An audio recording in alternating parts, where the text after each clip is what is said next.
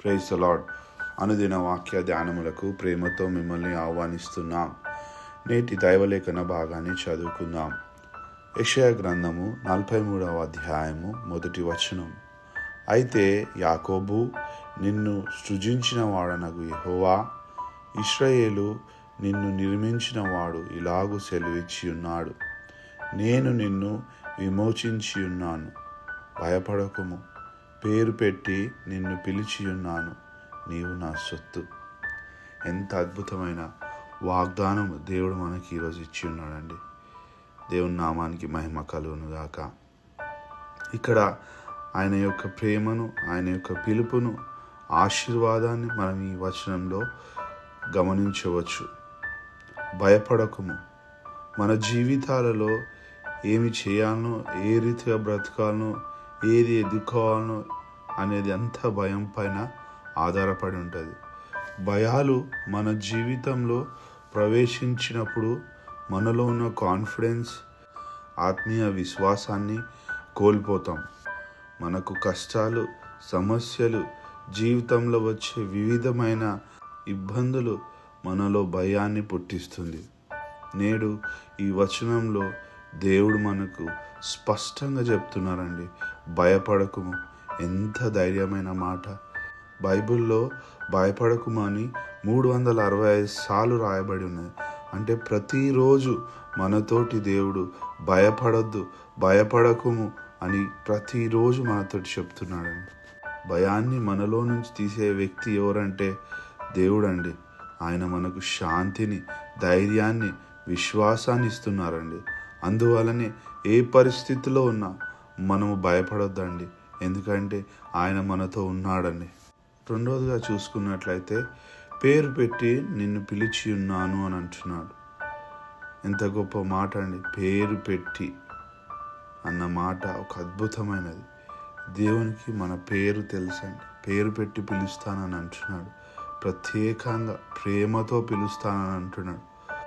ఇహలోకంలో ఆయన చూపెట్టిన మార్గంలో నడవకుండా ఈ లోకరీతిగా బ్రతుకుతూ పాపాలు చేస్తూ ఆయనకు దూరంగా ఉంటున్నాము. కానీ దేవుడు మనతో ఉన్నానని అంటున్నాడండి. మన ప్రక్కనే ఉన్నాడని అంటున్నాడు. మనల్ని పేరు పెట్టి పిలుస్తానని అంటున్నాడు. ఎంత గొప్ప దేవుడు అండి! పేరు పెట్టి అనే మాటకు మనం ఎంత ఇంపార్టెంటో దేవునికి అనేది మనం ఇక్కడ గమనించవచ్చు. మనం దేవుని కుమార్తెలము మరియు కుమారులమని మనం ఇక్కడ గమనించవచ్చు. మూడవదిగా చూసుకున్నట్లయితే నీవు నా సొత్తు అని అంటున్నాడండి. ఎంత గొప్ప మాట అండి! We belong to him. మనం ఆయన వారం. నీవు నా సొత్తు అన్న మాటలో ఆయన యొక్క ప్రేమని, మన యొక్క స్థితి లేదా పొజిషన్ ఆయనలో ఏ రీతిగా ఉందని మనం ఇక్కడ చూడవచ్చు అండి. మనం ఆయన సొత్తు అంటే మన పట్ల ఆయన శ్రద్ధ, ఆదరణ, ప్రేమను మనం ఇక్కడ గమనించవచ్చండి. మనము దేవుని సొత్తుగా ఉన్నప్పుడు మన జీవితాల్లో అన్నీ చేయాలనండి. ఈ మాటలు చాలండి. మనము ధైర్యంగా ఎన్ని ఇబ్బందులు వచ్చినా, ఎన్ని ఆటంకాలు వచ్చినా ధైర్యంగా నిలబడొచ్చండి. ఎందుకంటే దేవుడు మన ప్రక్కన ఉన్నాడండి.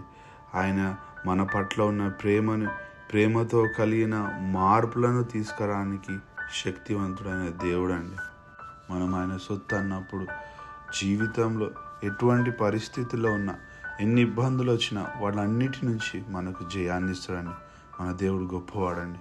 భయపడకుము అనే మాట ద్వారా మన జీవితంలో ఎన్ని కష్టాలు వచ్చినా, ఎన్ని ఇబ్బందులు వచ్చినా మన దేవుడు మన తోడున్నాడండి.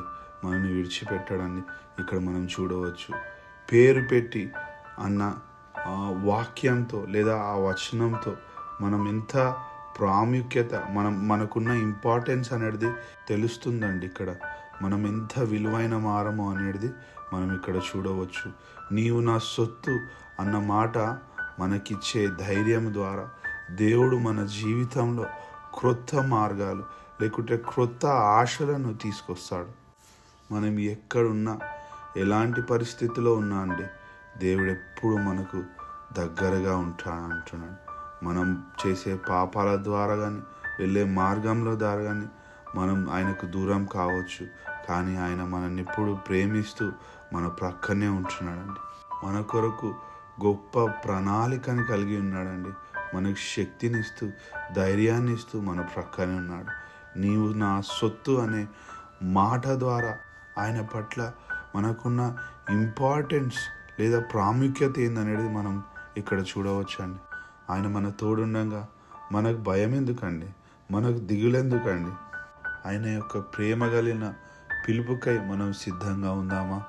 దేవుడు నీవు నా సొత్తు అని నా మాట ద్వారతోటి మనము ధైర్యంగా బతుకుదామా? దేవుడిచ్చిన మాటలను దీవించి ఆస్వాదించునుగాక.